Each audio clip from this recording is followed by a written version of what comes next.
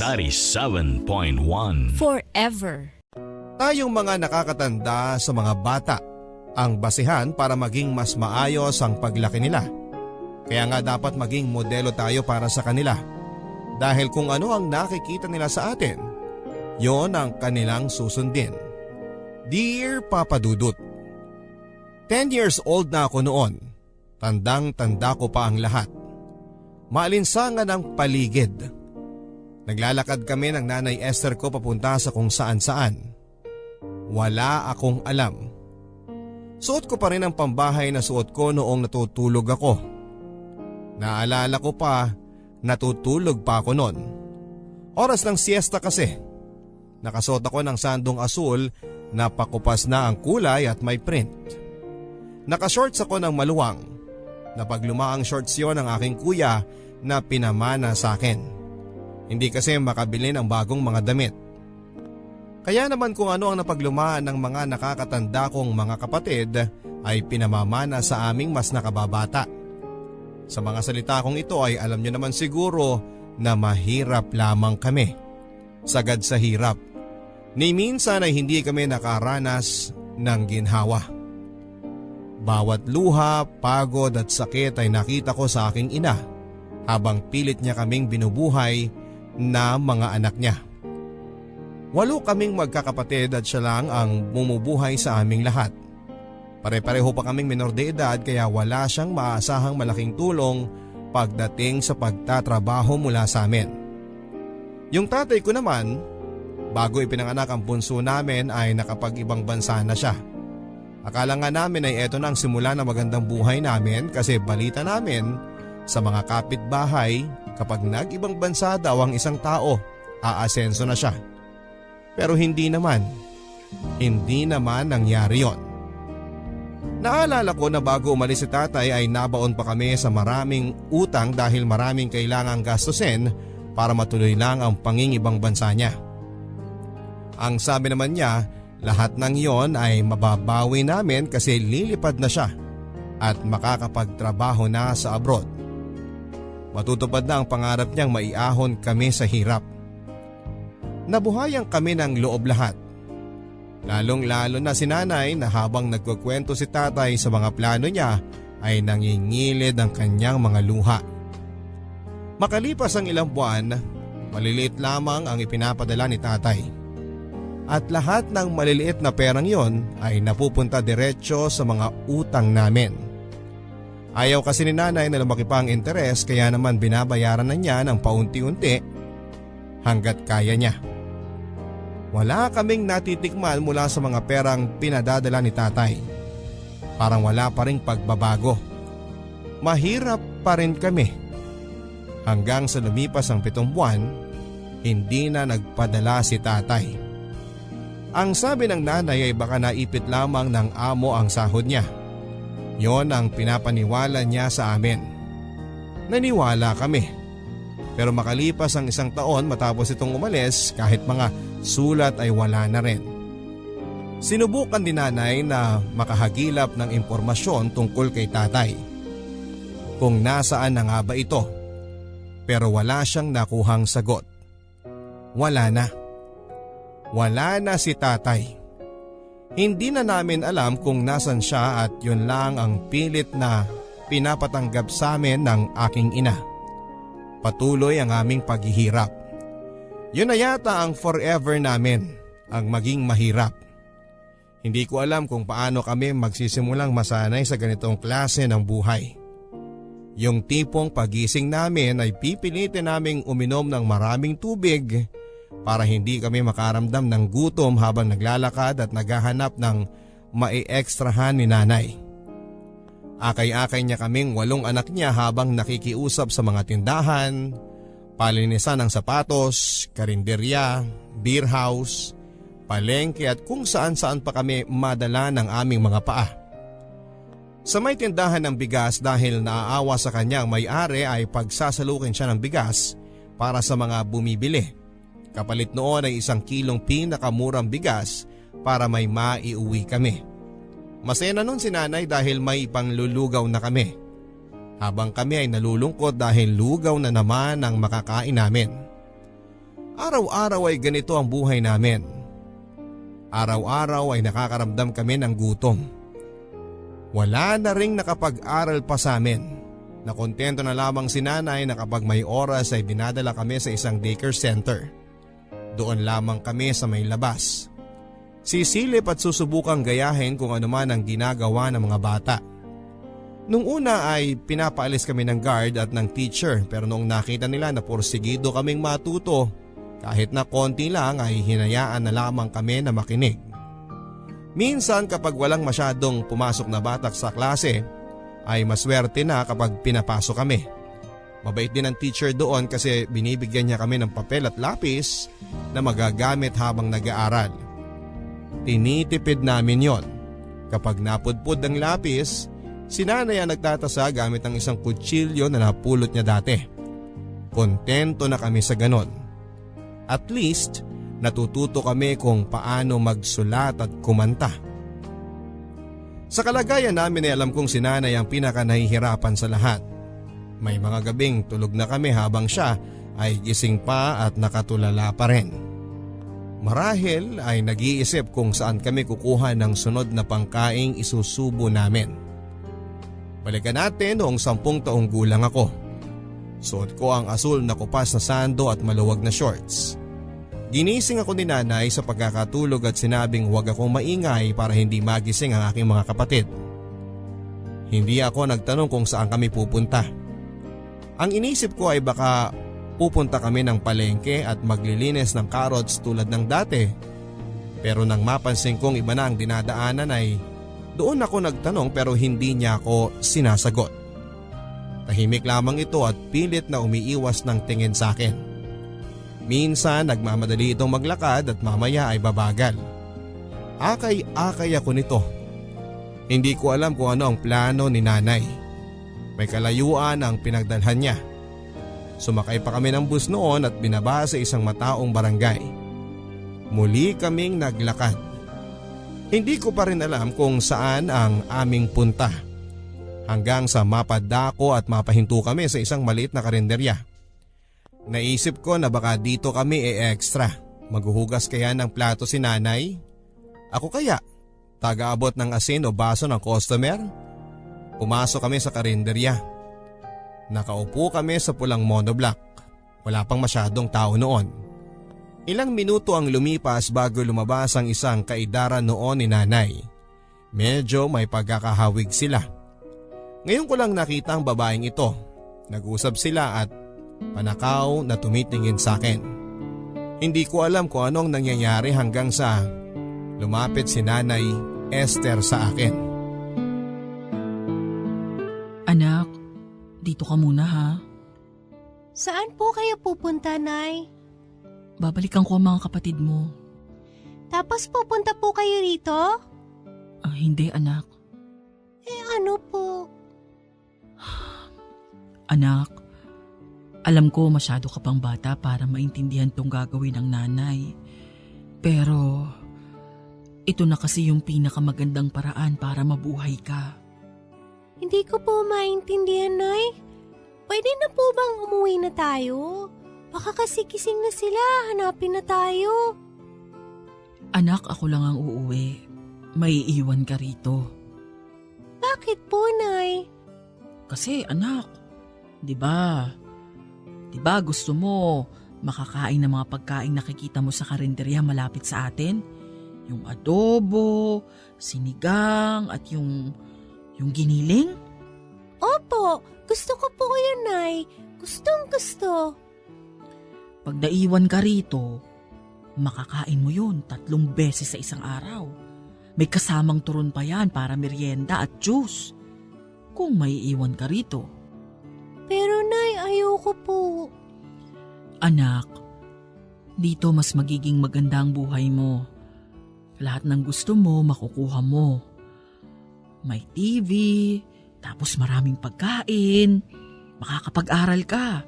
May sarili kang kutsyon para hindi ka na nakikipagsiksikan sa amin. Nay, dito na lang po kayo. Isama niyo po yung mga kapatid ko para matikman nila lahat yan. Di ba mas masaya po yun, Nay? Hindi pwede anak eh. Ikaw lang kasi yung pwede. Bakit po, Nay? Kasi isa lang yung batang pwede dito tumira. Para makuha lahat ng sinabi ko. Yung TV, maraming pagkain, kutsyon para… Ayoko, Nay! Kahit wala pa yun lahat, ayos lang. Sasama ako sa inyo, Nay. Kahit lugaw lang yung ulam araw-araw, Nay, okay lang. Kahit tubig lang po, okay lang. Hindi na ako magrereklamo, Nay. Kapag gusto niyong matulog na ako agad, pag walang pagkain, matutulog na ako, Nay. Basta isama niyo na pauwi. Anak, para sa'yo rin to. Mas magandang magiging buhay mo rito. Maniwala ka, anak. Ginagawa ko to para sa'yo. Nay, parang awa niyo na. Nay, huwag niyo akong iwan dito.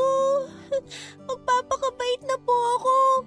Kung ano pong nagawa kong mali dati, sorry po, Nay. Huwag niyo ako iwan dito, Nay. Anak, wala kang nagawang mali kay nanay. Wala. Ako nga tong puro mali ang nagawa sa'yo at sa mga kapatid mo dahil hindi ko na kayo mabuhay ng maayos. Kaya anak, parang awa mo na. Huwag mo nang pahirapan si nanay. Pumayag ka na, ha? Nay, hindi niyo ba ako mahal? Huwag mong iisipin yan, Vana. Mahal na mahal ka ng nanay. Bakit ko ba gagawin to kung hindi kita mahal? Diba, Nay? Kapag mahal mo, hindi mo naman iiwan. Bakit niyo ako iiwan dito? Kasi dito, maibibigay yung hindi ko maibigay sa iyo, anak. Dito lang. Ito ang paraan ng nanay para ipakita ang pagmamahal ko sa iyo. Nay. Huwag nang matigas ang ulo. Makinig ka sa akin. Sa ayaw at sa gusto mo, dito ka. Nay. Matigas ang ulo mo, ha? Ayaw mo makinig? Gusto mo mapalo? Wag po. Ang ayoko sa lahat yung ayaw sumunod sa akin. Kaya susunod ka, ha? Pag sinabi kong dito ka lang. Iniwan ako ni Nanay Papa Dudut. Hindi ako sumunod, pinagmasdan ko na lamang ito habang papalayo. Wala akong ibang nagawa kundi ang umiyak.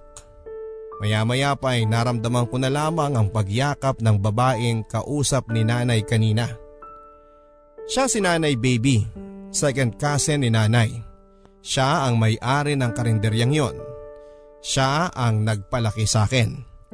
Pinaaral niya ako, pinakain ng masasarap na pagkain, pinasyal at pinatulog sa makapal na kutsyon. Maginhawa ang buhay ko sa wakas. Pero kapalit noon ay ang lungkot na hindi ko na kailanman nakasama pa ang aking nanay at ang aking mga kapatid. At simula noon, Papa Dudut, ay alam kong si Nanay Baby na lamang ang aking pamilyang masasabi. Si Nanay Baby ay isang matandang dalaga. Kaidaran lamang ito ng totoo kong nanay, kaya nga sabi niya dati ay sila ang pinakamagkasundo sa lahat. Pero mula noong maagang nag-asawa si nanay ay napigtas na rin ang pagiging malapit nila. Nagkaiba na ng lugar at nagkanya-kanya na sila, habang ang totoo kong nanay ay bumuo na ng sariling pamilya. Si Nanay Baby naman ay tumandang dalaga. Nagkaroon naman daw ito ng karelasyon, kababata raw nila ng totoo kong nanay. Ito ang unang boyfriend nito na hindi rin naging maganda ang tapos. Nabuntis daw kasi si Nanay Baby bago siya mag-18, kaya naman galit na galit ang mga magulang niya. Pilit silang pinaghihiwalay dahil alam naman daw nila na walang mapupuntahang maganda kung ipagpapatuloy nila ang relasyon nilang dalawa. Pareho pa silang minor de edad. Saan sila kukuha ng ikakabuhay nila kasama ang magiging anak nila? Noong sinubukan nilang magtanan ay nahuli sila ng magulang ni Nanay Baby at dinala siya sa isang probinsya kung saan ay sapilitang pinalaglag ang batang dinadala niya. Wala siyang alam sa lugar na yon, basta ang alam lang niya ay isang matandang babae na puting-puti ang buhok at payatang umasikaso sa pagpapalaglag niya ng kanyang anak. Wala siyang nagawa. na takot siya pero mas takot siya sa mga magulang niya kaya hindi na siya lumaban. Nang matapos ang pagpapalaglag na yon ay bumalik sila sa kanila pero hindi yon katulad na ng dati. Nang mag-18 si Nanay Baby ay umalis na ito sa kanila at binuhay ang sarili niya. Nagnegosyo sa pagtitinda ng mga tinging ulam hanggang sa makagawa siya ng sarili niyang karinderya. At mula noon ay doon na niya inilaan ang buhay niya at nakalimutan ng mag-asawa. Kaya laking pasasalamat niya nang dumating ako sa buhay niya dahil naibsan daw ang lungkot at mga katanungan niya sa buhay. Yan si Nanay Baby. Siya na ang aking itinuturing na pamilya, wala nang iba. Hindi naman itinago sa akin ni Nanay Baby ang lahat. Sinabi niya sa akin na ipinamigay ako sa kanya ng tunay kong ina dahil hindi niya kayang buhayin kaming 8 anak niya. At sigurado pa niya na 2 pa raw sa mga kapatid ko ang ipinamigay niya sa ibang kamag-anak para mamasukan bilang kasambahay sa kanila. Ang panganay namin ay hinihintay na lang na magdalaga para legal nang makapagtrabaho. Siguro naman ay makakatulong na ito kina mama para mabuhay ang ibang kapatid namin.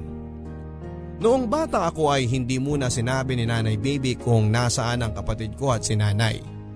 Baka kasi takasan ko raw siya. Kapag nasa tamang edad na raw ako, sa kanya na lang sasabihin. Para desisyon ko na raw kung aalis na ako sa poder niya o hindi.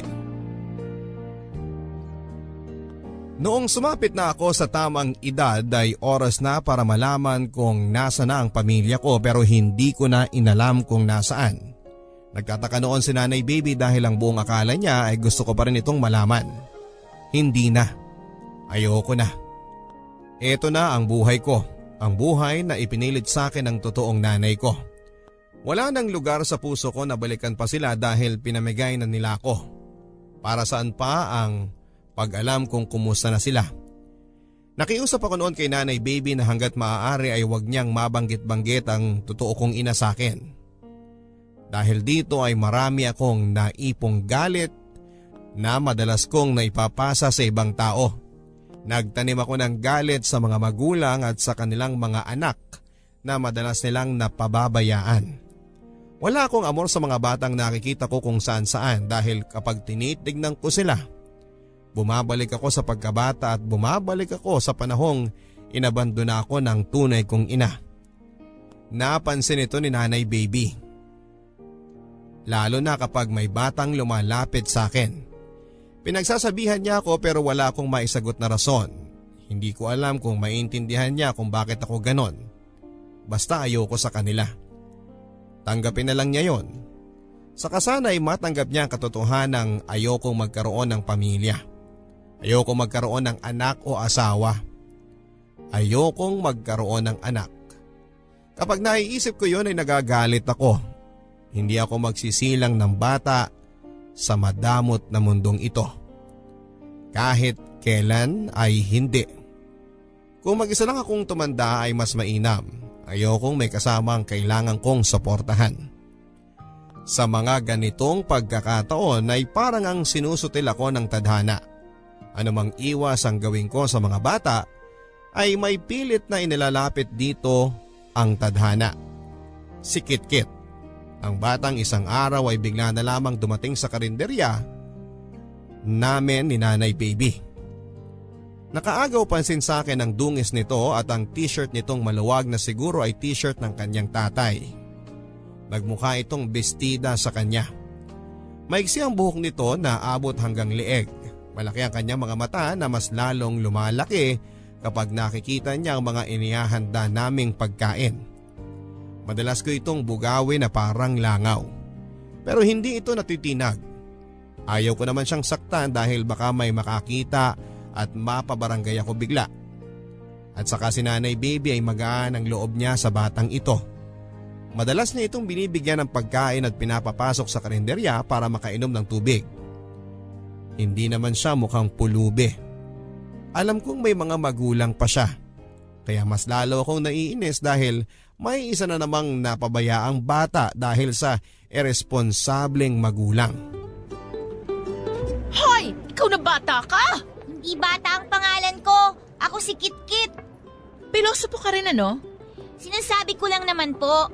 Ang tagal-tagal mo na kasi ako nakikita dito. Tinatawag pa ako ng nanay mo. Hanggang ngayon, hindi mo pa rin alam ang pangalan ko? Kasi hindi ako interesadong malaman. Eh bakit ang sungit-sungit mo? Ano bang pakialam mo? Wala naman. Sayang lang kasi maganda ka sana kung nakangiti ka. Kung ayaw kong umiti, wala kang magagawa. Umalis ka na nga! Ayoko paano? Nabigyan ka na ng pagkain, di ba? Bakit ayaw mo pang umalis? Papahinga muna ako. Nabusog ako eh. Kapal din ang mukha ng batang to. Hindi naman. Manipis lang kaya. Tingnan mo, nakikita pa nga yung mga ugat ko sa pisngi. Huwag mo akong pinipilosopo kung ayaw mong batuhin kita ng buto ng baka dito. Iabot niyo na lang po sa akin yung butong yan para mauwi ko. May aso po kami. Paborito niya po yung buto. Nakakagigil ka ha? Umalis ka na! Mamaya na nga po, hindi naman po ako manggugulo eh. Nakakainis kang tignan dyan, kaya umalis ka na. Baka kung ano pang malas ang idala mo sa karinderya namin eh. Parang swerte nga po ako eh. Kasi tuwing nandito ako, marami pong customer. Bago ka pa pumunta rito, marami na talaga kaming customer. Mas marami pa po pag nandito ako. Kasi lagi ako nakangiti at saka binabati ko po sila, no? Eh ikaw, ang sungit-sungit mo. Hihingi lang po ng sabaw sa'yo, iirapan mo pa. Wala akong iniirapang customer ha, huwag kang imbento dyan. Meron kaya? Kanina lang nakita ko eh. Ikaw yung iniirapan ko, duling ka ba? Eh bakit mo ako iniirapan? Kasi kuha ka ng tubig, kala mo ikaw ang nagbabayad niyan. Para tubig lang, sungit mo na. Babay na nga, sungit! Huwag ka nang babalik! Balik po ako bukas. May sopas daw kayo eh. Bye-bye! Kapal nito? Sobrang ginigigil ako ng matabil na dilang batang yan. Wala akong alam tungkol sa kanya at wala naman akong balak alamin pa ang buhay niya. Anong akala niya sa sarili niya? Artista? Kung hindi lang dahil kay Nanay Baby ay baka kinaladkad ko na yan palabas ng karinderya. Masyadong natutuwa sa kanya si Nanay Baby kaya nga madalas ay nakakalibre yan. Tumutulong kasi ito sa pagtatawag ng customer, maingay masyado. Ang tinis ng boses ng batang ito. Kaya agaw pansin sa kalsada kung saan ay nandoon ang aming karinderya. Malakas magaya ng customer na kakain sa amin. Malakas ang charm nito sa Nanay Baby ko kaya hayaan ko na lang daw kung sakaling kulitin ako ng kulitin. Kung alam lang ni Nanay na sagad na hanggang batok ang gigil ko sa batang ito. Paano ba naman tuwing linggo kapag namamalengke ako ay makikita ko na lamang na sumusunod siya? Binabato ko nga ito ng tsinelas para tumigil na sa kakasunod pero tumatawa lang ito kaya mas lalo akong naiinis. At kapag hindi ko naman siya pinapansin ay ginagaya nito ang bawat galaw at boses ko habang namamalengke. Pinagtatawanan kami ng mga nakakakita at pilit pa siyang tinutukso na ipagpatuloy daw niya ang ginagawa dahil nakakaaliw. Pwes, hindi ako naaaliw. Asar na asar ako sa batang ito at kung may kakayahan lamang ako ay itatapon ko ito sa ibang planeta para doon matuyo. Oh, nakasimangot ka na naman, Vana. E paano itong impaktong bata na to? Kanina pa sunod ng sunod. Paano itong impaktong bata na to? Kanina pa sunod na sunod. Hindi ka pa titigil sa kagagaya sa akin? Hindi ka ba titigil sa kakagaya sa akin? Akala mo ba natutuwa ako sa'yo? Akala mo ba natutuwa ako sa'yo? Dadagukan na kita! Dadagukan na kita! Mukha akong palaka at amoy gamit na medyas ang mukha ko. Mukha kang palaka at amoy gamit na medyas ang mukha mo! Ikaw na bata ka! Oh, tama na yan. Tanda-tanda mo na, Vana, napipikon ka pa rito kay Kitkit. Eh kasi naman nanay, sobra na siya eh. Eh kasi naman nanay, sobra na siya eh. Hindi ka talaga titigil? Hindi ka talaga titigil? Tama na yan, Kitkit. Mukhang uusok na ang ilong ng ate Vana mo. Samahan mo na lang ako sa kusina at ipagsasalo kita ng bulalo. Wow! Bulalo naman ngayon! Salamat Nanay Baby ah! Nanay Baby? Nanay mo? Kapala? Nanay Baby? Nanay mo? Kapala? Ikaw talaga? Ops, tama na, Vana. Ayusin mo na lahat ng pinamalengke mo para mawala na yung init ng ulo mo. Tama! Impakta! Ka! Ikaw nung... Vana! Opo, Nay. Laging mainit ang ulo ko tuwing nakikita ko ang batang ito. Nasisira ang magdamag ko kapag buhok niya lang ang nakikita ko. Ayaw na ayaw ko sa kanya. Ayaw ko naman talaga sa lahat ng mga bata pero siya ang pinakaayaw ko sa lahat. May nakikita ko sa kanya na ayaw kong aminin sa sarili kong pamilyar ako. Dahil kapag tinitignan ko siya papadudot ay naaalala ko ang sarili ko. Naalala ko ang sarili ko noong mga panahong nasa piling pa ako ng tunay kong pamilya. Ayaw ko nang balikan ang nakaraang yon dahil masakit. Ayaw kong balikan ang nakaraang yon dahil hindi yon nakakatulong at hindi yon makakatulong sa akin, pero sadyang pilit na pinapaalala sa akin ang tadhana kung saan ako nagmula. Pinapaalala sa akin na minsan ay nakapiling ko ang tunay kong pamilya. Kaedad ko noon si Kitkit. Tulad niya ay punong-puno ako ng pangarap kahit ang hirap ng buhay. Hindi ako nawawala ng pag-asa. Sa aming magkakapatid ay ako yung pinaka-positibo. Sa tuwing walang maekstrahan si nanay, ako yung nagsasabi sa kanya na ayos lang dahil makakahanap din kami. Sa tuwing pinapahiya si nanay ng mga pinagkakautangan namin ay ako ang yayakap sa kanya at sasabihing makakabayad din kami ng utang. Makakadiskarte rin kami ng pera. Huwag siyang mag-alala. Naalala ko pa noon na kapag nalulungkot kami dala ng gutom, kapag nasa bahay na kami ay kailangan na naming itulog ang gutom. Tatayo ako at kakanta. Sasayaw. Kahit namimilipit ng aking tiyan sa sakit dahil sa gutom. Mapasaya lamang sila. Makakatulog na sila ng mahimbing habang ako naman ay mulat na mulat at gutom na gutom at namimilipit ang tiyan. Siyempre bata ako. Iiyak ako. Kahit gusto kong itago yon kay nanay ay napapansin niya. Pinatatahan niya ako para hindi magising ang aking mga kapatid pero hindi ko magawa. Dahil sa pag-alo ni nanay ay mas lalo tuloy akong naiiyak. Kaya naman papaluin niya ako. Yung palong alam mong pigil at ayaw naman niya. Pero kailangan niyang gawin para tumigil ako. Titigil naman ako hindi dahil ayaw kong mapalo kundi ayaw ko nang makita siyang mas lalong nahihirapan habang pinapalo ako.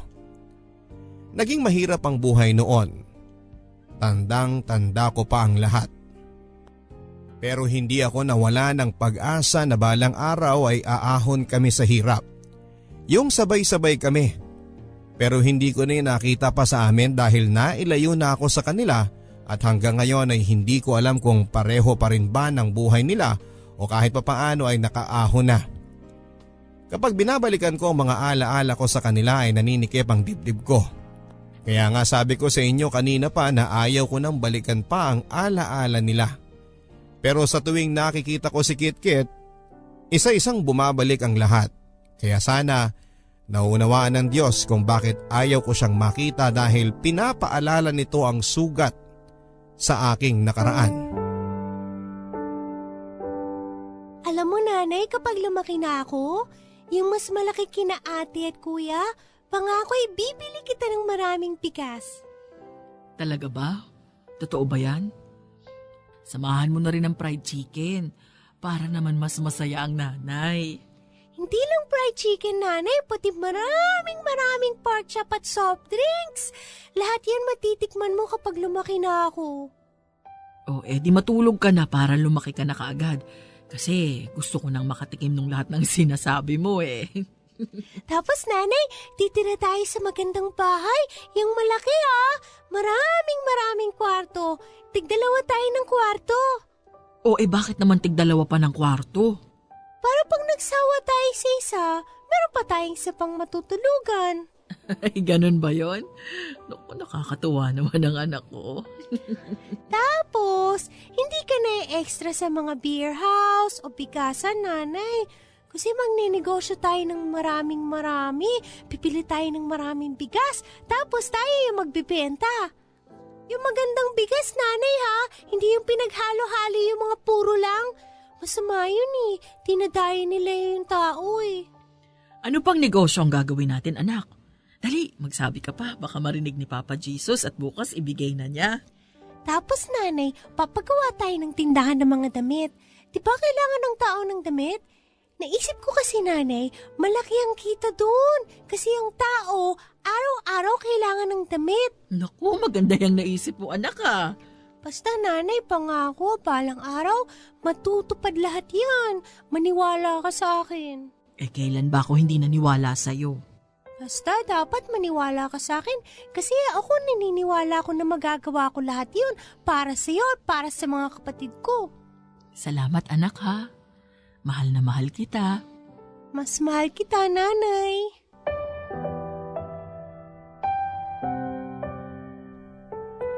Pero hindi nabigyan ng katuparan ng lahat ng pangarap na dahil hindi nila ako hinayaang ipagpatuloy ko yon.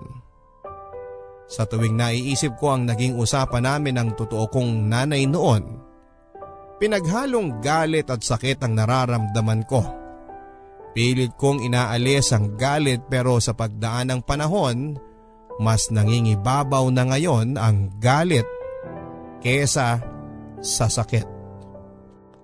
Sa pagdaan ng mga araw ay pilit kong sinasanay ang sarili ko sa presensya ni Kitkit. Pakiramdam ko naman kasi ay wala naman itong balak na umalis sa buhay namin ni Nanay Baby. Sa araw-araw na ginawa ng Diyos ay andun lang yon at akala mo ay parte na siya ng pamilya. Wala naman itong masamang ginagawa. Madalas nga masipag ito sa pagtulong sa karinderya, lalo na sa bandang tanghalian kung kailan dagsaan ang customers mula sa mga nakapaligid sa aming shops at opisina. Mabilis matuto si Kitkit at madaling makamemorya ng orders kaya pala tuwang-tuwa sa kanya si Nanay Baby.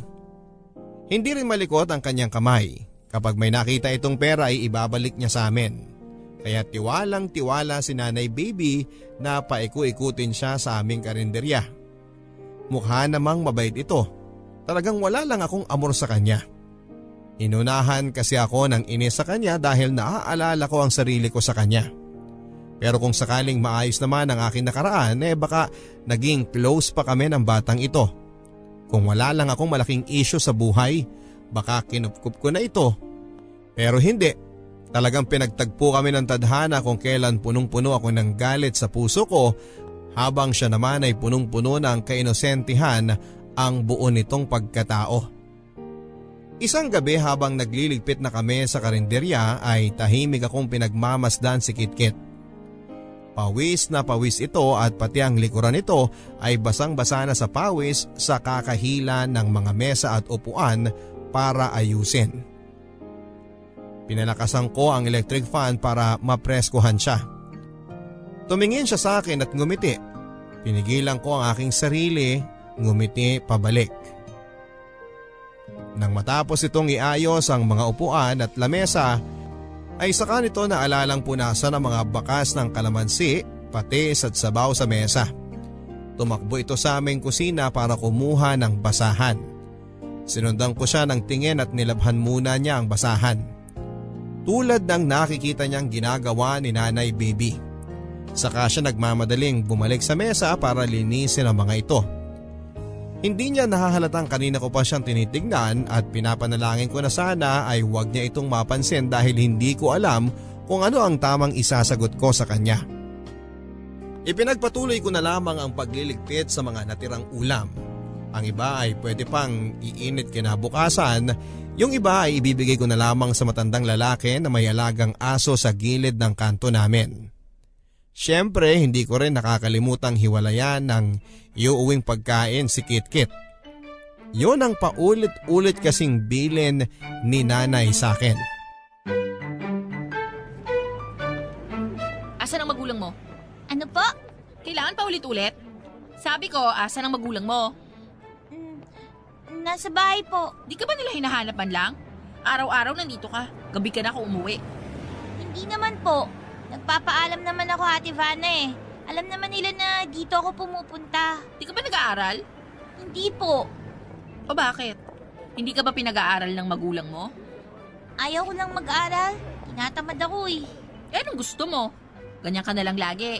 Pupunta ka dito tapos maglilinis ka ng mesa. Yun ba ang gusto mo?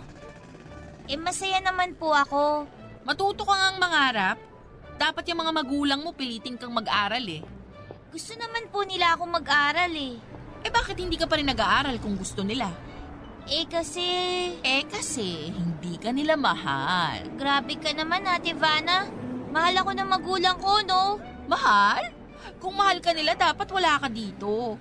Dapat andun ka nag-aaral. O kaya, lagi ka sa bahay ninyo, kasama mo sila. Ano bang trabaho ng nanay mo?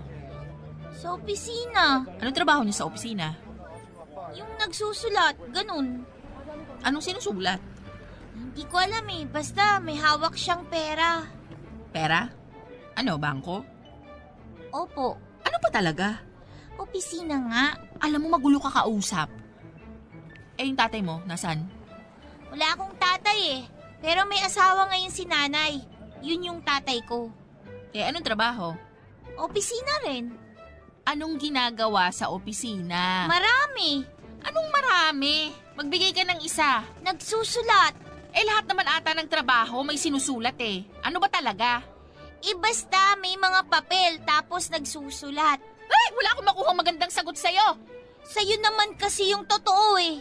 Kung parehong nasa opisina pala yung magulang mo, eh bakit parang hindi ka nila kayang pag-aralin?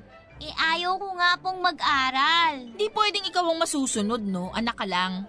Ayaw ko nga kasi. Eh, bakit wala ka maayos na damit? Mga damit mo parang t-shirt lang ng tatay-tatayan mo eh.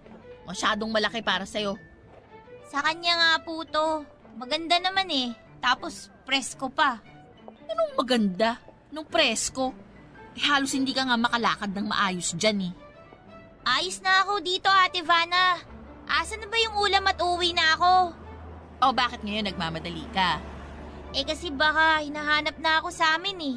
Ngayon mo pa irarason yan, samantalang dati uuwi ka lang kapag wala ng tao sa paligid. Iba po ngayon. Kailangan ko nang umuwi. Akin na yung ulam ko. Ay, demanding ka ha? Alam kong nagsisinungaling si Kitkit tungkol sa mga impormasyon sa pamilya niya. Pero ayaw ko lang sabihin dahil baka makahalata ito. Bala ko kasing sundan siya at tingnan kung ano ba talaga ang ganap sa pamilya niya. Kung totoo bang nasa opisina ang magulang niya. Hindi naman sa nakikialam pero nahihiwagaan ako masyado sa batang ito. Pinalipas ko muna ang ilang araw para makalimutan nito ang interogasyong ginawa ko sa kanya at saka ko siya sinundan sa kanila. Narating ko ang bahay nila nang hindi man lang niya napapansin na nakasunod ako sa kanya. Masyado siyang naaaliw sa pagkanta at pagkembot habang papauwi kaya hindi nito napansin na nasa gilid-gilid lamang ako at sinusundan siya. Maliit ang bahay nila. Naalala ko ang bahay namin noon. Para na naman akong sinaksak sa lalamunan nang maalala ko yon. Binalik ko ang sarili ko sa kasalukuyan para mapagmasdang mabuti kung ano ba ang ganap sa pamilya ni Kitkit. At dito ko nakita at napatunayan ang kasinungalingang nagawa niya. Bago pa man makapasok ng pintuan si Kitkit ay lumabas na ang kanyang ina. Makapalang make-up at nakamaiksing maong shorts at spaghetti strap. Nakapaa, nagyoyosi ito habang may hawak na isang bote ng beer. Maingay din sa loob ng kanilang bahay. Halatang may mga tao doon na nag-iinuman. Nagtago ako ng saglit sa nakita kong basurahan. Ito na ang pinakamagandang pwesto para hindi nila ako makita. Kitang-kita ko noon kung paano sinapak sa mukha si Kitkit ng kanyang ina. Hinila pa sa buhok.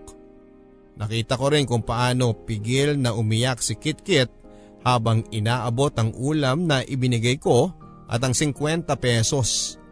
Pero hindi yon pansin ng kanyang ina. Mas lalo pa siyang sinaktan. Pumasok sila sa loob ng bahay at kahit nakasara na yung pintuan ay naaaninag ko ang mga anino nila at nakikita kong patuloy pa rin ang pananakit ng ina ni Kitkit sa kanya. Yung mga tao sa bahay nila, ayon, akala mo nakakapanood ng boxing dahil panayang hiyawan at tila natutuwa pa sa ginagawa kay Kitkit. Nanginginig ako noon at hindi ko alam ang gagawin. Ito bang sinasabi ni Kitkit na mapagmahal niyang ina? Kinabukasan ay dumating muli si Kitkit. Hindi ko alam kung paano siya haharapin. May mga bakas ng pasa sa kanyang mukha at nakasuot ito ng makapal na jacket kahit sobrang init. Kahit sobrang pawis na ito. Hindi ako makatingin sa kanya. Wala rin ang nanay. Ako lang ang nandoon at sakto pang walang customer. Nang mapatingin ako sa kanya ay ngumiti ito at nagpasalamat sa ibinigay kong pagkain. Awang-awa ako sa kanya, Papa Dudut, pero hindi ko magawang sabihin sa kanya ang totoo na nakita ko kung ano ang ginawa sa kanya ng nanay niya. Anong nangyari sa'yo? Ha? Bakit may mga pasa ka sa mukha? Kinagat ng ipis, ate. Kinagat ng ipis? Mata ang kinakagat ng ipis at namamagayon pero hindi magpapasa. Sinong niloko mo? Anong nangyari dyan, ha? Kinagat nga, ate. Kit-kit? O sige. Aamin na ako. Anong nangyari? Nadapa kasi ako kahapon nung papauwi ako sa amin eh. Ang dilim kasi. Kung nadapa ka, bakit walang gasgas yung pasa mo sa mukha? Meron yan. Gumaling lang agad. Ako nga, wag mo kong pinagluloko.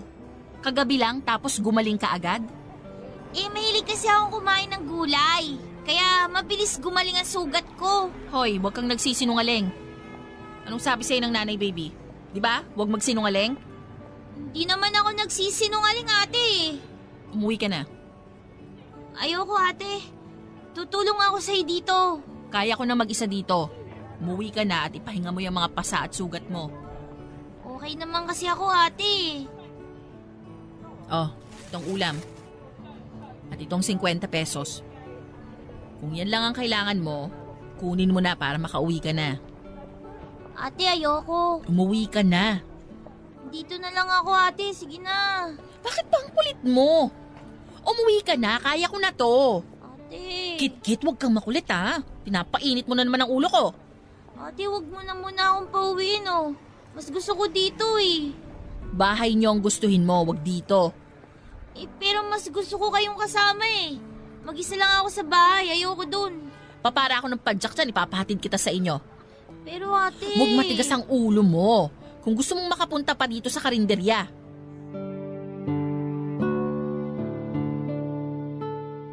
Nasigawan ko noon si Kit-Kit at malungkot itong sumakay ng padyak at pinahatid ko na sa kanila. Sinundan ko ng tingin ng padyak hanggang makalayo ito. Kailangan ko na siyang pauwiin dahil baka kaya siya sinaktan kagabi ay dahil gabi na itong nakauwi. Sa mga susunod ay ganun ulit ang aking gagawin.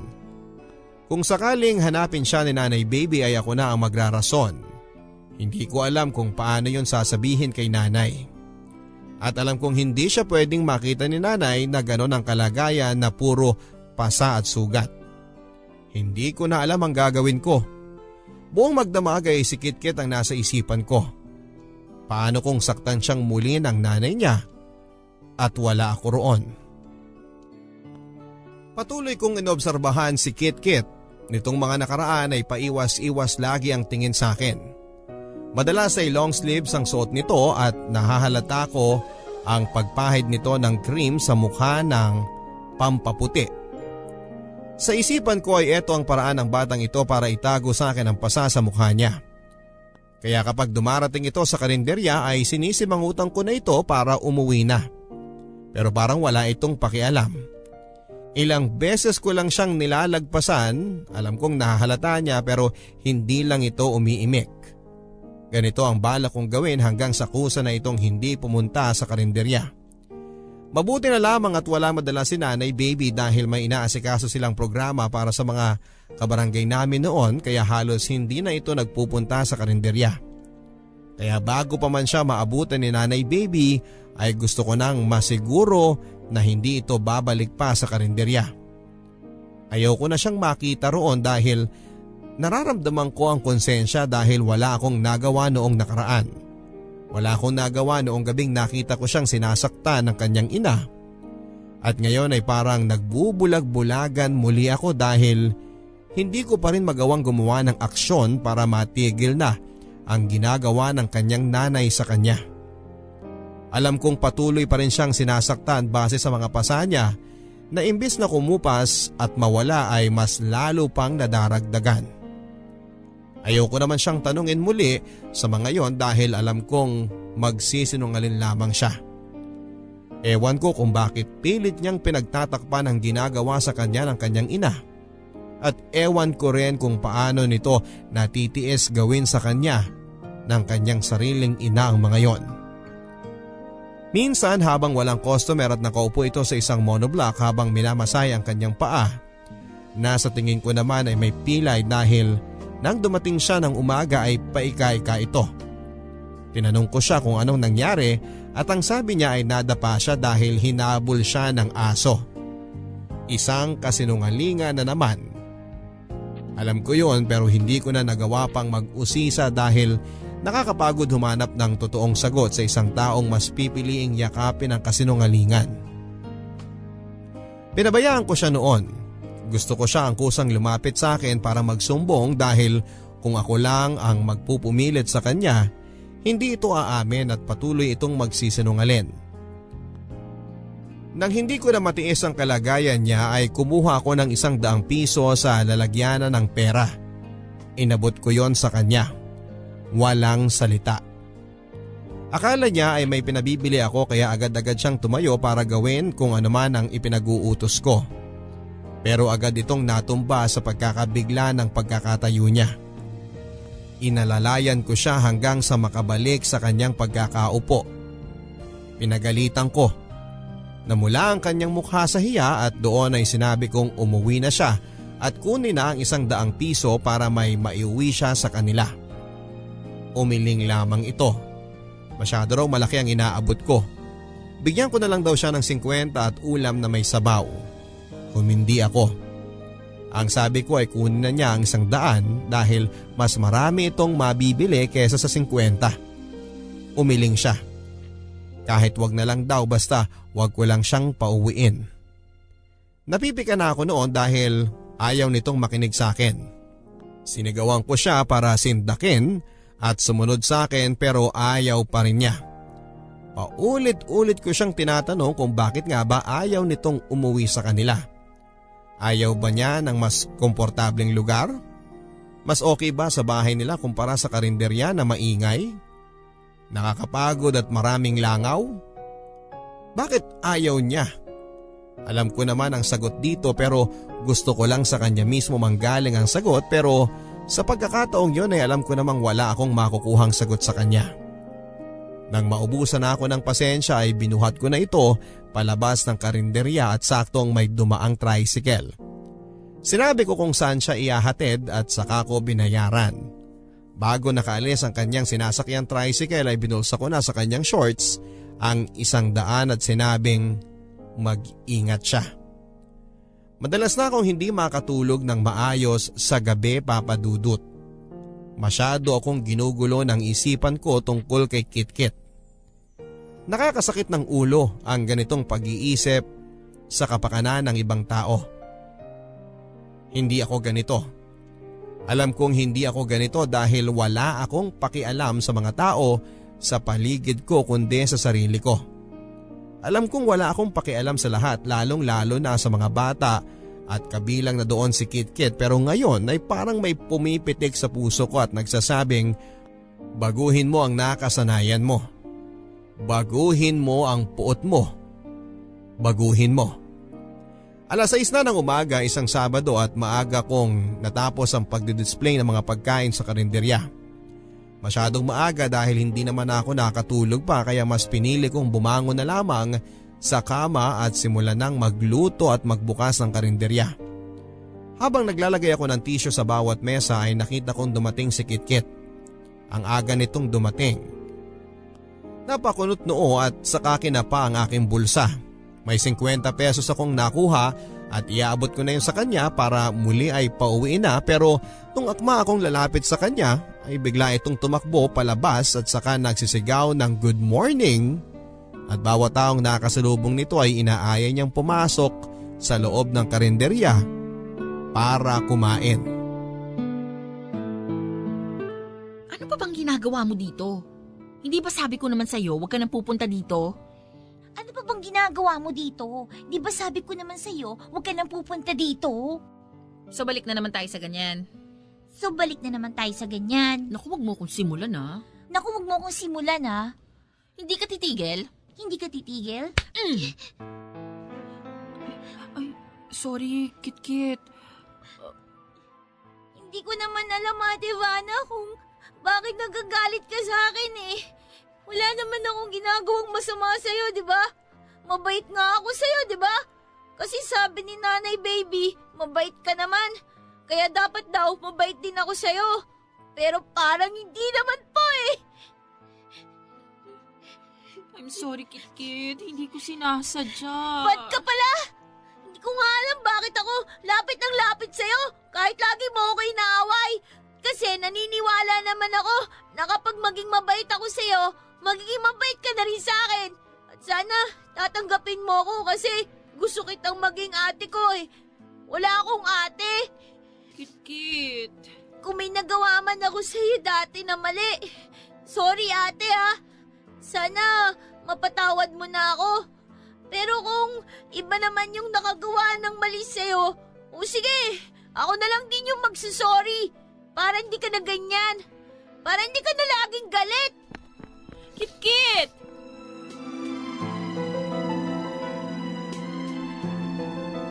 Tumakbo si Kit-Kit papalayo sa karinderya at rinig ko ang pag-iyak nito. Para akong binuhusan ng malamig na tubig sa mga sinabi niya. Parang bigla ay nag-flashback ako sa mga nangyari sa buhay ko. Tama ba itong ginagawa ko? Bakit kailangan ng batang ito ang unang makakita ng mali sa ginagawa ko? Bakit hinayaan kong kainin ako ng galit? Nangihina akong bumalik sa loob ng karinderya at paulit-ulit na naglalaro sa utak ko ang mga salitang binitawan ni Kit-Kit. Hindi yon nawala sa isipan ko hanggang sa matapos ang araw at nang sumapit ang gabi. Alam kong may kailangan akong gawin at yon ay ang simulang tanggapin si Kit-Kit sa buhay ko. Oras na rin. Niligtas niya ako sa tumatandang galit ko. Oras na para iligtas ko naman si Kit-Kit ngayon. Nagmamadali akong tinungo ang bahay ni na Kit-Kit. Kakausapin ko siya. Hihingi ako ng sorry. Hindi ko alam kung ano ang susunod na mangyayari. Blanko ang utak ko noon. Basta ang gusto ko lang gawin noon ay makita siya at magpasalamat sa pagmumulat niya sa akin. O baka ihingi ng tawad ang inasal ko sa kanya noon. O baka pwedeng kunin na rin siya sa kanila at ariin siyang bilang akin. Hindi ko alam. Marami akong gustong gawin at hindi ko alam kung saan doon magsisimula. Ilang hakbang na lamang at nasa bakuran na nila ako nang marinig ko ang pamilyar na iyak. Si Kit-Kit yon. Humahalo sa katahimikan ng gabi ang sigaw ng nanay niya at ang iyak ni Kit-Kit na akala mo'y pinapaso. Napatakbo ako sa kanila at walang isip-isip ay pumasok sa nakabukas na pintuan. At doon ay nakita ko ang nanay ni Kit-Kit at ang tatay-tatayan niya. Nakahiga sa sahig si Kit-Kit habang hawak ng kanyang tatay ang dalawang kamay at ang nanay naman niya ang may hawak ng paubos ng sigarilyo. Muli kong tinignan si Kit-Kit. Punong-puno ito ng paso ng sigarilyo sa mukha niya. Nanlaki ang mga mata ko. Pare-pareho kaming natahimik. Sa gulat nila marahil ay hindi na rin sila nakagalaw pa. Mabilis akong umakto at sinamantala ang pagkakataong yon para hilahin si Kit-Kit paalis sa madilim na tahanang yon. Lubos ako nagpapasalamat sa Diyos nang hindi ko nakitang humabol sa akin ang dalawang demonyong yon. Para silang naistatwa. Habang tumatakbo kami ay panayang pigil na pag-iyak naman ni Kit-Kit dahil nasasagi ko ang kanyang pisngin na puno ng paso. Hindi ko alam ang gagawin noon. Alam kong nahihirapan na rin siyang maglakad dahil nakayapak lamang ito. Wala nang oras para kunin ang tsinelas niya. Binuhat ko na lamang ito at kahit nahihirapan akong tumakbo dahil doon ay wala na akong pakialam pa. Nananalangin na lamang ako na sana'y makahanap ako ng masasakyan. Hindi ko noon alam kung saan idadala si Kit-Kit. sa barangay, sa bahay o sa ospital. Gulong-gulo at takot na takot ako noon. Mas lalo akong natatakot habang naririnig ang iyak ni Kitkit. Yung iyak na hindi dahil sa nasaktan nito ng pisikal kundi iyak na sa wakas ay nakatakas na ito. Nang makarating kami sa ospital ay dali-dali kong tinungo ang emergency room at doon ay agad nilang kinuha sa akin si Kitkit. Matapos noon ay tinawagan ko si nanay para sabihin sa kanyang nangyari. Dumating siya na humahango sa ospital kasama ang 2 pulis. Kinausap ko mga ito para sabihin lahat ng mga nangyari. Lahat-lahat mula nung simula na nakita ko kung paano siya saktan ng kanyang ina. Umaksyon kaagad ang mga pulis at kapwa namin dinadalangin na sana ay hindi pa nakakalayo ang mga ito para madakip na nila at mapagbayaran nila ang ginawa nila kay Kitkit. Panayang iyak ni Nanay Baby habang hinihintay namin ang sasabihin ng doktor sa amin. Hindi siya makapaniwala na sasapitin ito ng isang batang mabait at punong-puno ng pagmamahal. Nang gabing yon ay binantayan namin siya. Nang magising si Kitkit ay kami ang una niyang nakita. Muli na naman itong umiyak at dahil doon ay napasabay na naman kaming muli. Hindi ko alam kung anong klaseng trauma ang aabutin nito oras na makalabas na siya ng ospital. Huwag naman sanang malala. Ando naman kami para tulungan siyang maghilom sa mga sugat na yon, physical man o emosyonal. Sa paglipas ng mga araw at linggo, nakikita na namin ang pagbabago sa mga sugat ni Kitkit. At kasabay noon ay nakikita na rin namin na kahit ganon ang nangyari sa kanya ay nakikitaan pa rin namin siya ng ngiti at dumoble pa nga. Bilib na ako sa batang ito. Dahil kahit pa ano ang nangyari sa kanya ay hindi niya hinahayaang sakupin siya ng galit. Kahit sa totoo lang ay may karapatan siyang magalit at hindi magpatawad. Pero sa nakikita namin sa kanya ay punong-puno pa rin siya ng pag-asa. Sana ganon din ako sa kanya. Sana hindi nawala ang pagiging positibo ko sa buhay kahit ganito ang nangyari sa akin. Ang balita ko sa mga kapitbahay niya, Papa Dudut, ay lumalapit din si Kitkit sa kanila para isiksik ang sarili niya. Na kapag tumulong siya sa kanila mamahalin din siya. Tatanggapin din siya. Baka makahanap din siya ng pamilya. Kaya pala niya ginagawa yon sa amin ay nakita niya na kami ang pwede niyang maging pamilya. Para akong sinuntok sa mga nalaman ko. Paano ko ba nagawang ipagtabuyan ng isang batang naghahanap lamang ng masisilungang puso? Sa mga nalaman namin ay buo na ang desisyon kong ampunin siya. Kunin na siya at ibigay sa kanya ang matagal na niyang ipinagdarasal. Sa tuwing pinagmamasdan ko si Kitkit ay napapangiti ako, Papa Dudut. Kabaligtaran ang nararamdaman ko noon sa tuwing nakikita ko siya ay nagagalit ako. Iba na talaga ngayon. Oras siguro na pakawalan mo na ang lahat ng galit sa puso mo. Unti-unti. Makikita mo na sa bawat bagay na punong-puno ng saya at pag-asa ay wala kang makikitang negatibo. Hindi ka maapektuhan pa ng nakaraan mo dahil tanggap mo na. Tanggap mong tapos na ang nakaraan mo. Naging pangit man yan ay tapos na yan. Oras na para ilagay ang 2 paa mo paabante sa kasalukuyan. Yun ang isang bagay na natutunan ko habang mas tumatagal ang pagsasama namin ni Kitkit. Nakakatuwa dahil kahit na hindi niya ibuka ang kanyang bibig, marami pa rin akong natutunan sa kanya. Salamat ate ha. Oh, bakit bigla ka nagpapasalamat dyan? Kasi tanggap mo na ako. Bigla-bigla yung sinasabi mo ha? Anong problema mo? Masaya lang ako ate. Kasi sa wakas, natupad na yung dasal ko kay Papa Jesus na hindi ka na sana galit lagi sa akin kasi gusto ko mahalin mo ko. Kasi love na love kita ate. Kahit lagi kang nagagalit sa akin dati. Dati yun. Iba na ngayon. Bakit? Hindi mo pa rin ba maramdaman na mahal kita? Ramdam na ramdam. Kayo ni Nanay Baby. Ang saya pala ate pag mahal ka ng mga tao, no? Sobra. Kala ko kasi wala nang magmamahal sa akin eh. Kala ko lahat sasaktan ako o kaya itataboy ako. Buti na lang nakita ko kayo. Tapos ayun, minahal niyo na ako. Ang drama-drama mo naman. Hindi naman ate. Sinasabi ko lang kasi masaya ako talaga. Masayang masaya. Sana ate ganun ka rin. Masaya naman ako Minsan kasi ate, hindi ko maramdaman na masaya ka ng buo eh. Uy, paano mo naman nasabi yan? Ewan ko. Basta parang nakikita ko lang sa mata mo. Sus, kung ano-ano yung nakikita mo. Gutom lang yan. O tara, merienda muna tayo. Sana ate, kung ano man yung nagpapalungkot pa sa'yo, sana matapos na yon. Sasabihin ko ulit kay Papa Jesus. Baka naman, pwede pa ako mag-wish sa kanya. Ay nako, tumigil ka na nga dyan. Ang ipag-pray mo na lang, kumaling ng buo yung mga sugat mo. Kaya nyo naman pagalingin yun eh.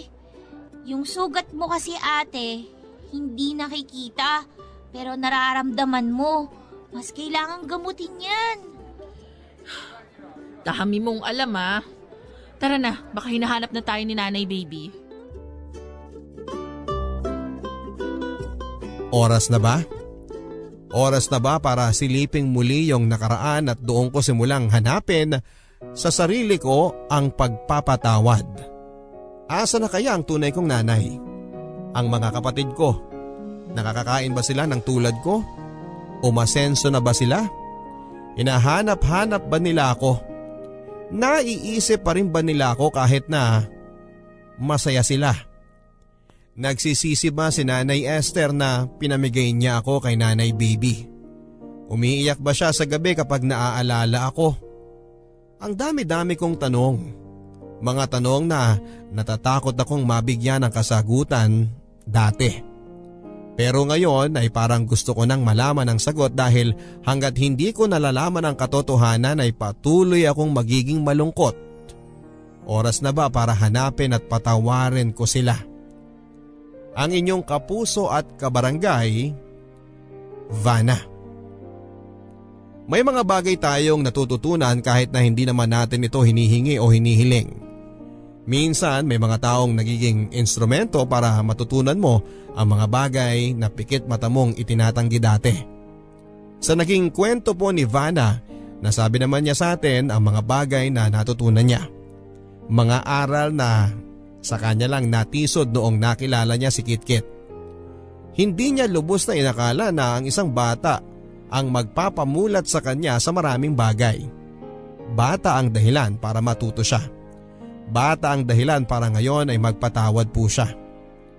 Ikaw, kapuso at kabarangay, paano ka natuto sa mga pagkakamali mo? Paano ka natuto at nakakuha ng aral sa bawat pinagdaanan mo? Sino ang naghila sa iyo para matulungan kang lapitan ng mga aral na matagal nang nagtatago sa iyo? Kaninong pangalan ang unang pumasok sa utak mo? Baka naman pwede mo siyang pasalamatan ngayon. Dahil kung hindi sa taong yan, baka bulag ka pa rin sa aral na gustong ibigay sa iyo ng buhay. Hanggang sa muli mga kapuso, ako po si Papa Dudut sa mga kwento ng pag-ibig, buhay at pag-asa. Dito sa Barangay Love Stories. Forever!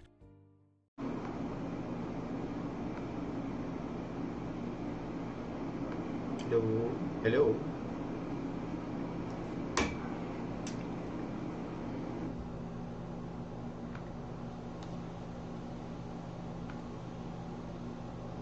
Hello po.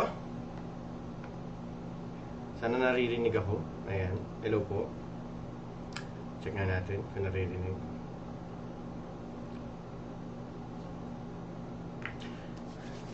Ayan, wait.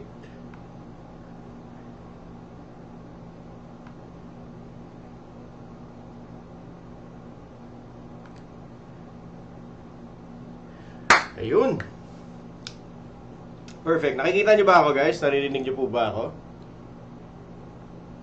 Ayan. Ako po si Papa Ball sa Barangay LS 7.1.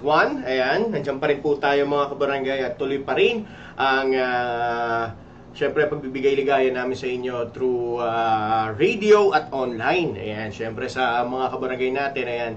Baka nagtatanong kayo o baka hindi nyo alam na bakit yung iba sa mga DJs wala sa LS. Kasi po mga kabarangay, sumusunod tayo sa quarantine na community quarantine natin. Okay? Mas masaya sumusunod, para walang sakit sa ulo. Ayan. Yung iba hindi sumusunod dyan, pasaway eh. Diba? They're just, yung sinasabi na may mga bagay talaga na hindi mo kailangan labanan. Ayan. Sabayan mo lang para mas maging okay. Para sa relasyon, di ba? Pilitin mo, wala eh. Ayan. So hello po sa inyo. Ayan, nandito tayo magkakasama-sama. So, kahit anong pag-usapan, pwede. Kahit anong kalokohan, pwedeng gawin natin ngayon. So, ayan po.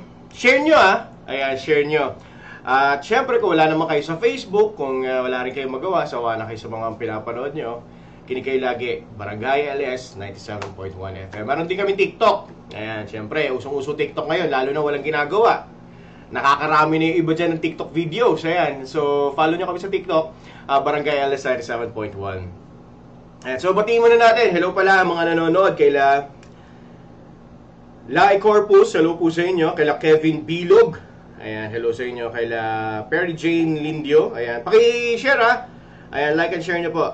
Ayan. At good evening po kaila Judy Ann Santos. Ayan. Ito si Judy Ann. Ano to lagi nakikinig to. Pag Wanted Forever. Tapos pag lagi siya nakikinig. Lagi din siya nagko-comment habang nakikinig. Kaya kilala ko yan. Natutuwa ako lagi pag nakikita ko yung pangalan niya. Judy Ann Santos. Ayan. At hello kay Arlene Ugay. Ayan. Watching from Oman. Hello sa inyo. Shoutout din kay Lance Ibanez. Gerald Fernandez. Hello po sa inyo. Kay Love Higone. Ayan, from UP Campus. Uy, hello love. Thanks for watching. Ayan, taga UP ka ba? Something, musta dyan sa area dyan sa inyo. I hope everything's okay. Sana okay kayo.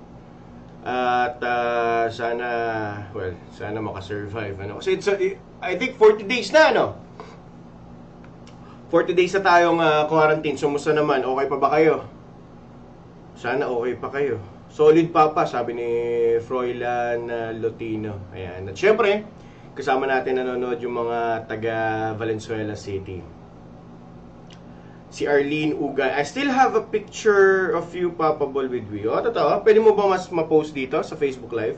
Patingin naman, Uy, si Papa. Wait lang. Nawala. Alam ko si Papa Dudut manonood eh. Ayan. Hello po sa inyo. Kay Nilda, ayan, pa-shoutout naman po dyan, kay Mary Joy Taladtad, kay Salina Bayato, pwede po bang maka-request? Albatros. Mukha ba ako nagpapatugtog? Di ako magpapatugtog dito, papakit lang ako. Yeah boy! Hi chicks! Papakit lang ako dito. Oo. Solid papa, sabi ni Louie Mendoza. Ayan. Mapagpalang gabi po. Maraming salamat. Salamat din kay Christine Lobio. Na-realize ko nga itong quarantine, hindi lang to, ang hindi lang kawawa rito yung may mga shota naisip-isip ko lang, kawawa rin dito yung mga single Siyempre, diba? Mahirap maging single pag quarantine. Gagawin mo. Diba? Para kung magpapakit, di naman pwede puro Facebook lang. Diba? Hello kay Moises Garcia. Pa-shoutout naman po. Mga traffic enforcer ng Mabalacat. Oy! Speaking of traffic enforcer, isa pa yung mga yan. Mga matitindi rin mga frontliner yan. Siyempre, sa sitwasyon ngayon, I think, nagjo-duty pa rin kayo pare, di ba? Correct me if I'm wrong, So pagkakaalam ko, mga traffic enforcer natin, patuloy pa rin ang pag-ano nila, tawag na to, pag-duty. Sa pagkakaalam ko, syempre kailangan pa rin ng order. Si Lux Padlan, shoutout po kay Kiel and Kyle. Tama ba pagkabasa ko pare? bata ako ni Papa JT. Naks, makabata ah. Mga alipores ka ba ni Papa JT? Ikaw ba yung mga parang, ano niya, yung mga parang, kumbaga sa gangster, yung mga tauhan niya, yung mga galamay niya. Ayan, hello, maraming salamat. At syempre watching from Quezon City, ayan, kay Aileen Olpindo. Ayan, hello din pala sa mga nanonood ngayon, sa mga single dyan. Syempre, shoutout naman po kay Aris Almozaran, naka-lockdown sa work niya. Miss na kita. O sa pagkakalam ko may ganun, di ba? May mga, tama po ba? May mga nanonood po ba ngayon yung mga kasama nila, mga mahal nila sa buhay na hindi pinauwi, naka-lockdown sa trabaho at doon lang nagtatrabaho. Alam ko nangyayari to sa mga ano natin eh. Sa mga ano natin, tawag nito, sa mga factory workers natin. Tama po ba? Ayan, so hello po sa inyo. Ayan, sana wala akong maitulong pero alam nyo, stay strong ha. Oo, kasi alam ko eh, yung mga pagkakaalam ko di na ako magsasabi ng produkto, pero yung mga trabaho ngayon sa mga companies, yung mga pagkain na lagi natin na ano, tuloy pa rin yan eh. Sa pagkakaalam ko, hindi sila pwede lumabas. So mahirap din para sa kanila. And kay Love Hegone, yes po, UP Campus Village po ito. Ito madami pa ding pasaway, ni data ng total lockdown. Oh my, guys, huwag na kayong lumabas. Imagine niyo, pag nagpasaway pa tayo lalo, tapos masarado lahat, as in, ni hinlalaki ng paa mo, hindi makalabas ng pinto nyo. Imagine mo kung gaano kahirap yun. Di ba? Hirap. Ang hirap. Di ako galit. Pero, alam mo naman tayong mga tao, syempre, di ba, lagi nakakatipa. Pero, yun lang, sana. Okay, para matapos na tong gulo na to. Para, excuse me po, makalabas na ako. Gusto ko na magtrabaho. Hindi ko na kaya eh. Alam mo yun? Nag-aarte na lang ako dito. Nag-one-man show na lang ako dito pag mag-isa ako eh. Magandang gabi kay Eliza. Kay Froilan. Oh, sila Froilan, oh. Kasi wala na magagawa eh. Okay? Like for example, huwag na natin kumpara. I mean sa States, sa ibang lugar, may mga ganyan din. Pero imagine niyo ganito lang logic dyan. Siyempre, the more tao na pwede mahawa, the more magpapasapasahan. Lalo na ang hirap ng test kit ngayon. Diba? Mahirap malalaman kung ano talaga yung accurate number kasi dahil sa nangyayari. So please, para safe, para pinaka sigurado na talagang gagawin natin is yung mag-stay na talaga tayo sa bahay. Yun na yun eh. Wala na. Yun na yun. So yung mga single dyan, wait lang. Ito pala may tanong ako. May nanonood ba dyan ngayon na ano, nagkaroon ng girlfriend o nagkaroon ng boyfriend habang quarantine? Ano ba siguro nun ano? Ay, hindi na kasi ako makarelate sa ganyan. Kasi like for example, pag nagkakaedad ka, nakakaroon mo mga tirada pag nagkakaedad ka kasi. Di ba, pag eto mapapansin niyo yan eh sa mga bata-bata sa akin eh. Never ko pa rin sasabihin yung edad ko. Hulaan niyo na lang. Okay lang yung chat eh. Okay lang yung text eh. Okay na yan eh. Okay na yung magka-girlfriend o magka-boyfriend ka sa pamamagitan ng chat tsaka text eh. Okay na yan eh. Pero kasi pag magkaedad-edad ka sa mga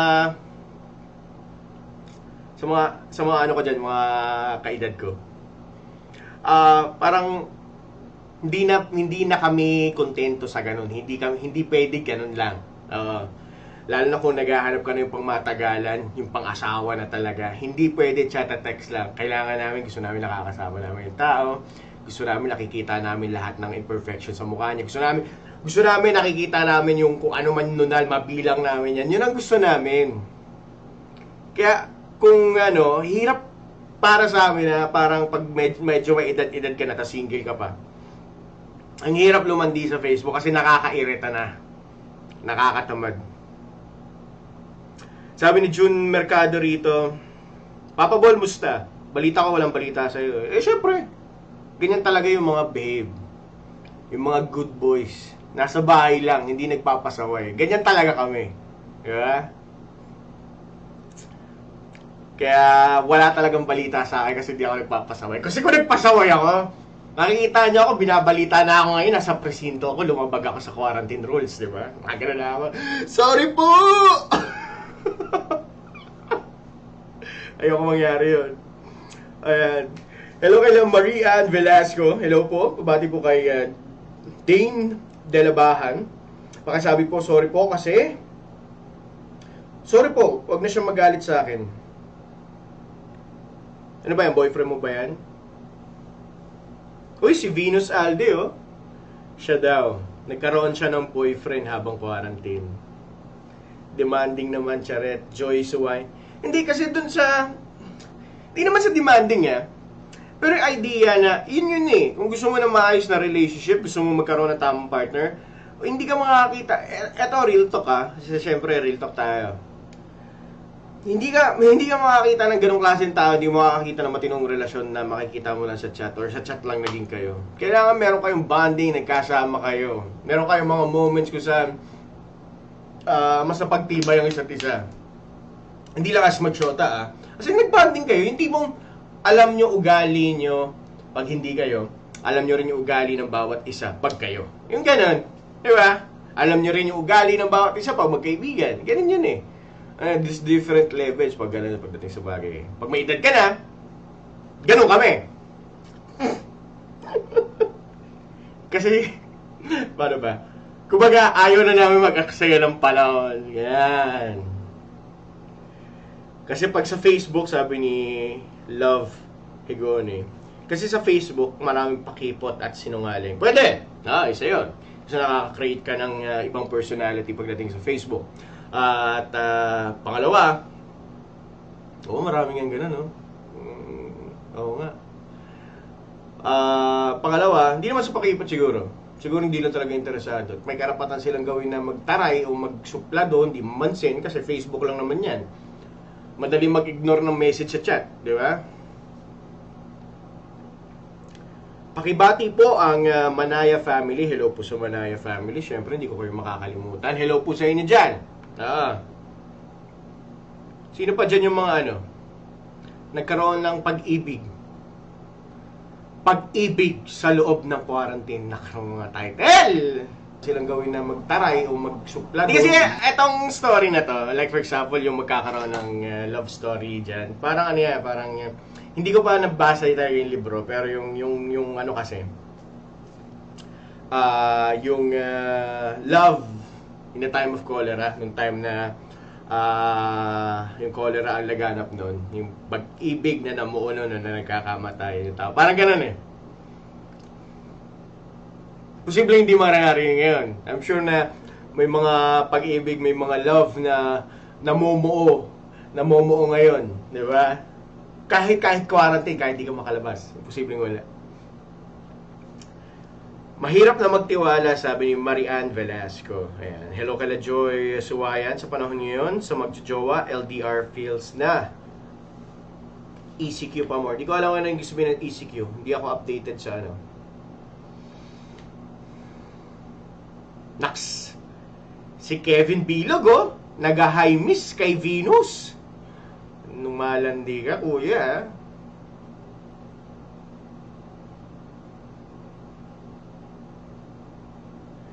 Alan Ong, Papa Ball, kunin mo na yung bagong hero ng ML. Di na ako nag-ML. Nabubuisit ako eh. Good evening po, Papa Ball. Pa-shoutout po sa asawa ko na si Arlene Malanay at sa anak ko na si Micaela Malanay. Hello po sa inyo Sa mga family na kompleto ngayon. Ayan, be happy, okay? 40 days na. Kaya imagine na nakasurvive tayo ng ganito katagal. Kaya naman eh. Tapos lang may naiinom ka, may nakakain ka, di ba? Ito yung panahon ko saan, alisin mo muna yung greed, yung kasakiman, di ba? Tapos, kumbaga parang babawan mo yung kaligayahan mo. Yung tipong makakain ka ng ilang cup ng rice, ilang subo ng ulam, di ba? Kasi sa panahon ngayon, wala tayong magagawa. Pero imaginein mo pa noong panahon pa, yung further back pa na nagkakaroon ng ganitong global pandemic. Sorry, global naman talaga pag pandemic. Pag mga pandemic na ganito, wala kasi lang kuryente, wala pa nung mga panahon na yun, di ba? Wala pa. Enhanced community quarantine pa. Sorry. Dinikit mo kasi ECQ sa LDR eh. So, sorry. Ayan. Sakto lang papabol, sabi ni Kevin Bilo. Sabi ni Chris po, pakibati naman po.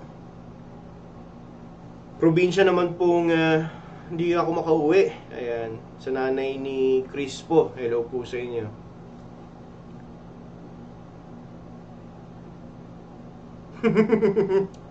Sabi ni Love, Papa Bol, mas okay palang quarantine, lalo kang gumagwapo. Di ako naaarawan eh.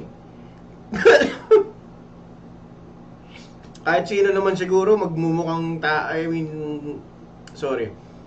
lilinis ang itsura, hindi nga ako naaalikabukan eh. Diba? Kumbaga, paano ba? Paano ba natin papagaanin tong quarantine na to? Itong nangyayari ngayon? Hindi ko sinasabi maganda to nangyari to ha. Pakasaklap na tong mangyayari na to, lalo na po sa mga namaalam. Rest in peace po. At sa mga family ng mga naulila dahil sa sakit, sana po maging matatag tayo. Pero may maganda pa rin. Tandaan nyo, sa lagi nga, sabi ko nga, di ba? Sa post ko, pag laging may delay, may liwanag lagi yan. Laging magkasama yan, dalawang yan. Hindi nagkakahiwalay yan, hindi mawawala yan, laging magkadikit yan, ang liwanag at dilim. So, ibig sabihin ko dun, siguro para sa iba, itong mga nakastuck ngayon sa quarantine, time magpahinga natin yung mga kaluluwa natin, soul natin, sarili natin, para once na matapos to, bakbakan na naman. Naka-recharge tayo, kayang-kaya natin yan, mas better tayo kasi may natutunan tayo, di ba? Ayan. Oy, shoutout pala, Mabalacat City. Hello po sa inyo kay Moises Garcia. Sabi ni Susan Regulacion, mas pumuti ka lalo, Papa Bol. Sabi ni Neil Darito, sorry po Papa Bol, nag-request ako ng music. Okay lang, ano ko ba? Bibiro lang naman ako eh. Pag medyo mean ako pakinggan, or nangungulit lang ako. Oo. Pangungulit ko yun, kaya relax lang. Kulitan tayo, magtutropa tayo dito. Moises Garcia. Walang problema yan. So, ayan. Facebook Live tayo para kamustahin kayo. So, okay pa ba? Ayan, okay pa ba sardinas? Okay pa ba ano ba ang nyo ngayon? Ano ba ang diet nyo ngayon? Ano ba? Alam mo, pusta ko. Kakadilata natin, ano na tayo tawag nito, punong-puno tayo ng omega-3. Wala naman may mga sakit sa puso dahil tagtad tayo na sardinas. Sabi ni Jaymar dito, Papa Bol, boring na sa bahay dahil sa quarantine, boring pa rin single life ko. Wala pa rin namamansin sa'yo, pare.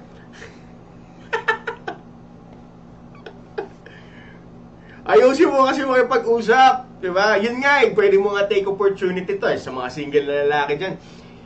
Ito yung pinaka-panahon na maganda nyo i-take advantage. Bakit? Kasi kung, imagine ninyo isang babae, sorry po mga girls, gagamitin ko lang kayong example. Ang isang babae, walang magawa, bored yan, halos pabaliw na yan. Diba? As nandiyan ka, bigla kang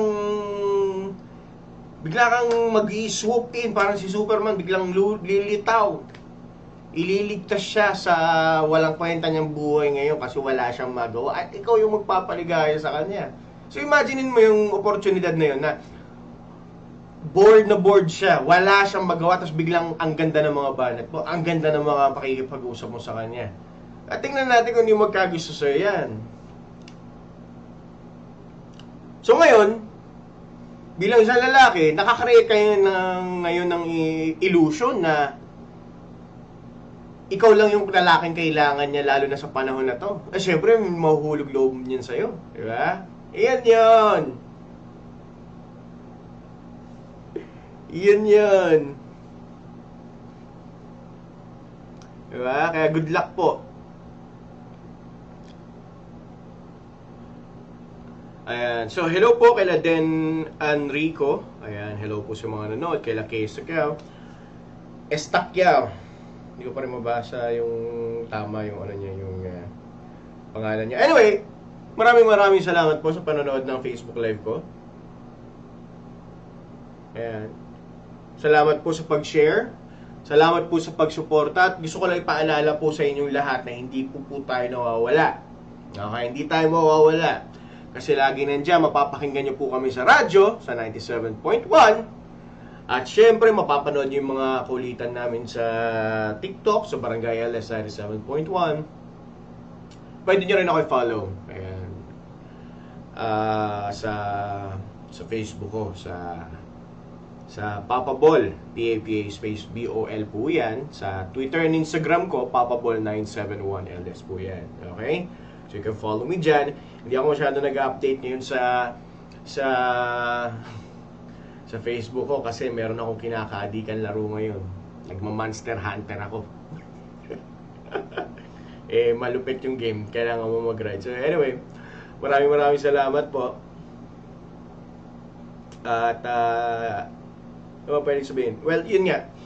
The only thing we can do right now is cooperate. Okay? Sa lahat ng bagay, ngitiin mo lang yan kasi wala tayong choice. Okay? That's the only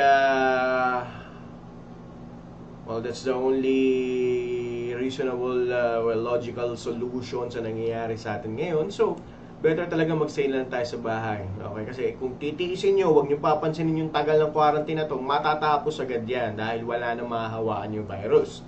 Okay? So, yun lang. Good luck po. Uy, hello pala. Habol ko lang muna. Mga Kapuso Brigade natin, sila John Mendigo, mga taga Las Piñas. Ayan. Miss ko na Las Piñas. Hindi ako makauwi.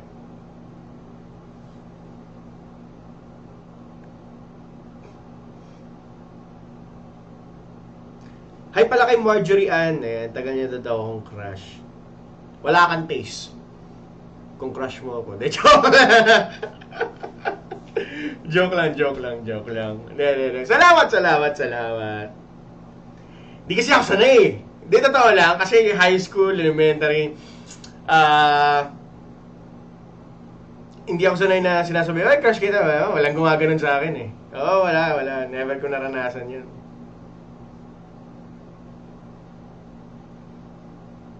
Diba? Ayan. Maraming salamat. Maraming salamat po. So, kita-kita ulit tayo sa susunod nating Facebook Live. Ayan, makikipagkulitan ulit tayo. At maraming salamat sa mga nanood. Ayan. So, follow nyo lang ako sa social media accounts ko. Message nyo lang ako, mag-reply na ako anytime na makachempo. At tuloy pa rin po ang pagsuporta at pakikinig. Kasi hindi po kami mawawala. Kahit ganito po sitwasyon, nandiyan po kami para pagsilbihan kayo. Lalo na po sa Barangay LS 97.1 sa inyong mga radyo. Okay? Makinig po lagi. At maraming salamat po. Okay? So, yun. Salamat. Papaalam na ako. Habol ba kayo? Habol nyo na. Salamat. Kita-kits tayo sunod, ha? Okay? Love you guys! And, kinilig si Papa Bull. Siyempre! Minsan naman magsasabi sa akin, gusto sa akin, kikiligin talaga ako. Patutuwa naman ako, siyempre, di ba? Yan. So, maraming salamat. Salamat din sa mga nag-share. Thank you very much. Share nyo lang, okay? At, ayokong malis pero kailangan Okay? So, paalam! I love you all. Ayan. And sana maging okay na tayo. Tapos sa lahat to. Okay?